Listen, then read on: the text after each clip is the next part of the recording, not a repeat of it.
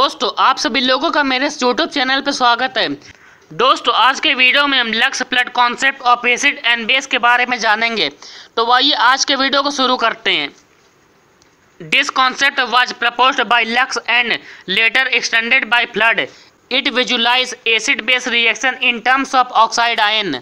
इस कॉन्सेप्ट को सबसे पहले लक्स ने दिया था और इसको बाद में फ्लड ने एक्सटेंड किया था, इसलिए इसको लक्स फ्लड कॉन्सेप्ट कहा जाता है। इस कॉन्सेप्ट में एसिड बेस रिएक्शन को ऑक्साइड आयन के टर्म में विजुलाइज किया गया है। मतलब यहाँ पर इस कॉन्सेप्ट में एसिड और बेस को ऑक्साइड आयन के टर्म में बताया गया है। तो भाई इसके हिसाब से एसिड और बेस की डेफिनेशन क्या होती है तो उसकी तरफ चलते हैं। पहले हम इस थ्योरी के अकॉर्डिंग एसिड की डेफिनेशन के बारे में जानेंगे। An acid is a substance which accept the oxide ion, या हम इसको इस तरह से कह सकते हैं, acid is an oxide ion acceptor. Lux Flood concept ये कहता है कि एसिड वो सब्सटेंस होता है जो कि ऑक्साइड आयन को एक्सेप्ट करता है, या हम कह सकते हैं कि एसिड एक ऑक्साइड आयन एक्सेप्टर रहता है। यहाँ पर ऑक्साइड आयन का फॉर्मूला O2- रहता है, तो उसको आप अपनी स्क्रीन पर भी देख सकते हैं। ये तो एसिड की डेफिनेशन के बारे में हो गया। अब आइए बेस की डेफिनेशन की तरफ चलते हैं। यहाँ पर आप बेस की डेफिनेशन देख सकते हैं। A base is a substance which donate the oxide ion, और base is an oxide ion donor. मतलब बेस वो सब्सटेंस होता है जो कि ऑक्साइड आयन को डोनेट करता है, या हम इसको इस तरह से कह सकते हैं कि बेस एक ऑक्साइड आयन डोनर होता है। तो ये तो लक्स फ्लड कॉन्सेप्ट के हिसाब से एसिड और बेस की डेफिनेशन के बारे में हो गया। अब आइए इस थ्योरी के अकॉर्डिंग एसिड और बेस को एग्जाम्पल से समझते हैं। अगर हम यहाँ पर SiO2 और CaO की बात करें तो यहाँ पर CaO मतलब कैल्शियम ऑक्साइड ऑक्साइड आयन को SiO2 को डोनेट कर देता है, तो इसका मतलब कि यहाँ पर CaO ऑक्साइड आयन डोनर हो जाए, इसलिए बेस की तरह से बिहेव करता है। और चूंकि यहाँ पर SiO2 ऑक्साइड आयन को एक्सेप्ट कर रहा है, इसलिए ये एसिड की तरह से बिहेव करता है।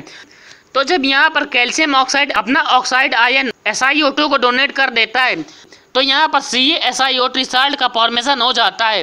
तो इस तरह से हमने यहाँ पर देखा कि यहाँ पर calcium oxide oxide ion donor है, इसलिए बेस होता है, और यहाँ पर SiO2 ऑक्साइड आयन एक्सेप्टर है, इसलिए ये एक एसिड होता है। अगर हम यहाँ पर कार्बन डाइऑक्साइड और कैल्शियम ऑक्साइड की बात करें तो यहाँ पर इस रिएक्शन में भी कैल्शियम ऑक्साइड अपना ऑक्साइड आयन कार्बन डाइऑक्साइड को डोनेट कर देता है, इसलिए यहाँ पर कैल्शियम ऑक्साइड एक बेस होता है, और यहाँ पर कार्बन ऑक्साइड ऑक्साइड आयन को एक्सेप्ट करता है, इसलिए ये एसिड होता है।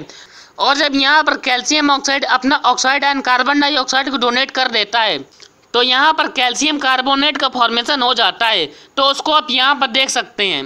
इसी तरह से अगर हम यहाँ पर SO3 और PbO की बात करें तो यहाँ पर लेड ऑक्साइड अपना ऑक्साइड आयन SO3 को डोनेट कर देता है, जिससे यहाँ पर PbSO4 का फॉर्मेशन हो जाता है। चूँकि यहाँ पर लेड ऑक्साइड अपना ऑक्साइड आयन डोनेट कर रहा है, इसलिए ये बेस होता है, और यहाँ पर SO3 ऑक्साइड आयन को एक्सेप्ट कर रहा है, इसलिए एसिड होता है। तो ये लक्स फ्लड थ्योरी के अकॉर्डिंग एसिड एंड बेस की डेफिनेशन हो गई है। अब आइए लक्स फ्लड थ्योरी के अकॉर्डिंग एम्फोटेरिक सब्सटेंस को जान लेते हैं। यहाँ पर आप एम्फोटेरिक सब्सटेंस की डेफिनेशन को देख सकते हैं। An amphoteric substance has tendency to accept और डोनेट द ऑक्साइड आयन। मतलब एम्फोटेरिक सब्सटेंस में ऑक्साइड आयन को एक्सेप्ट करने या डोनेट करने की टेंडेंसी होती है। तो अब आइए इसका एग्जाम्पल भी देख लेते हैं। तो यहाँ पर हमने जिंक ऑक्साइड का एग्जाम्पल लिया है।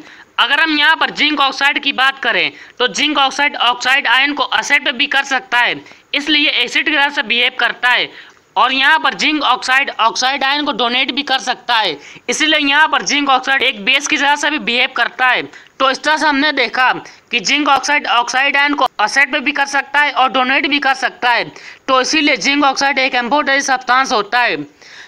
तो इस तरह से हमने आज के वीडियो में lux Flood concept of acid and base के बारे में जाना। तो इसी के साथ हमारा आज का टॉपिक कंप्लीट होता है।